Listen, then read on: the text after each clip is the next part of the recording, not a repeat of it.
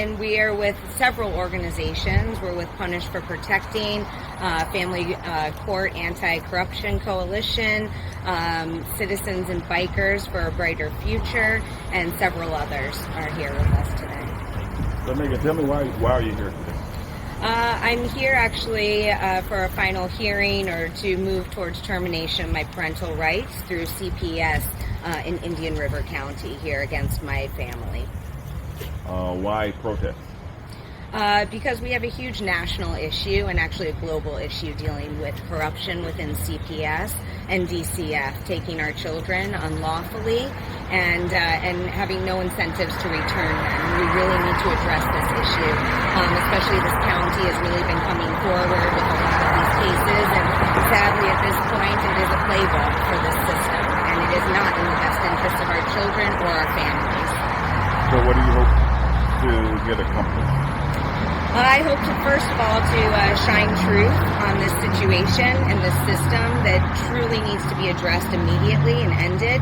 There are simply better ways to handle this, and this is not the way.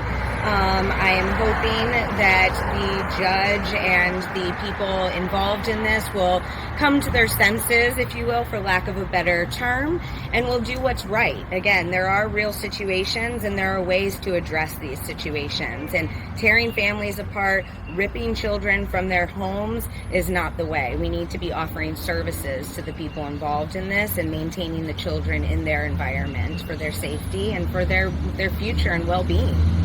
So you see a problem with DCF? I'm sorry? You see a problem, I guess, the way I do. I see a huge problem, and I'm by far not alone. I was an advocate speaking out against family court corruption and DCF CPS corruption prior to this happening. I was also speaking up about abuse, so domestic violence is huge in this. And then my children were taken under false accusations. Unfortunately, the masses have been given a huge narrative that this is the best interest of the children, and most people, fortunately, don't ever have to deal with this. But the ones that do truly know the horrific nature and the terrors that happen, abuses, and how this destroys us truly within the system. It's heartbreaking. Is there anything else you want to add that I didn't ask you?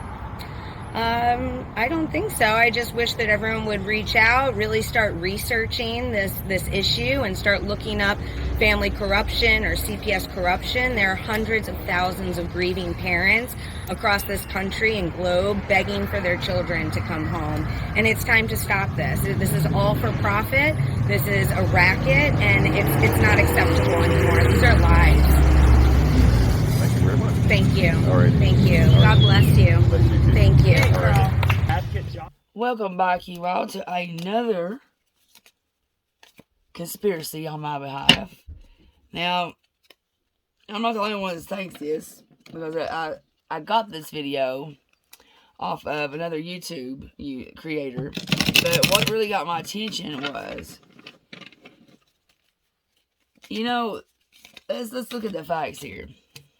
Now, this being John Walsh's daughter and all. People in the comments were saying, I seen this, I guarantee it. Well, out of 20 comments, 12 of them all said this, that she was being punished by, I got a new set of cards, and guess what? It's going to take a minute for me to get used to the feel. That she didn't believe the narrative and what happened to her brother Adam when he was murdered and only his head was found. Remember that?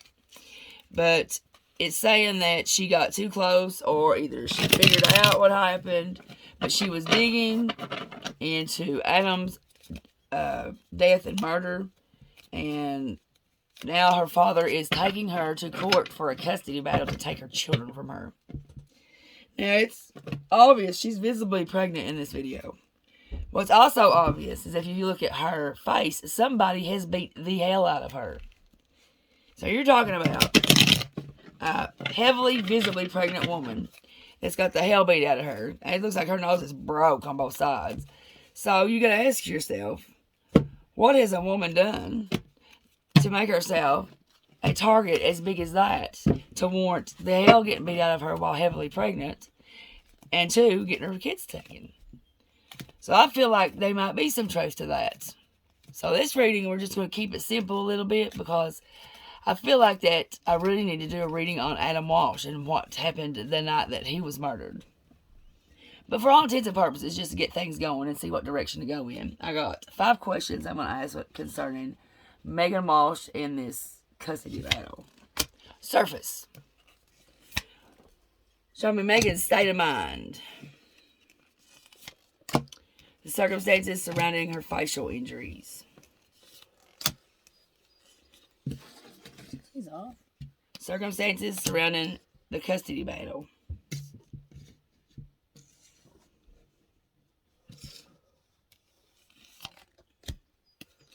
Reasons for the circumstances. Last words. Okay, so now the first card is going to be showing us what Miss Megan has a state of mind of, what she's thinking about, mentally where she's at. That's going to be the Ten of Swords. And this Ten of Swords represents backstabbing, betrayal, bad-mouthing, bitching behind your back, especially, and enemies. It's also a card of ruin, severing ties, goodbyes, a final nail in the coffin of a relationship. Sounds like there is nothing salvageable between Megan and John Walsh. It signifies hitting a wall. I can see that as being, I believe I do think that the people in the comments was right when they stated that she got too close to, or no, not she got too close, let me back up. Stating that the reason all this was going on is because she was digging into what really happened to Adam and the narrative for it. So I feel like that she's either got really, really close or found out what happened and maybe has evidence of it. Because it's hitting a wall. I've not done a reading on Adam yet, but I've got a really good feeling that from the circumstances and them just randomly finding the boy's head and nothing else ever looks like a sacrifice to me. And also, nobody knew who John Walsh was before this. That brought him America's Most Wanted, him being the creator of several missing and exploited children charities and campaigns, and I can't remember what else he did, but he done a lot of stuff. He got a lot of fame and notoriety really quick after that. He blew up.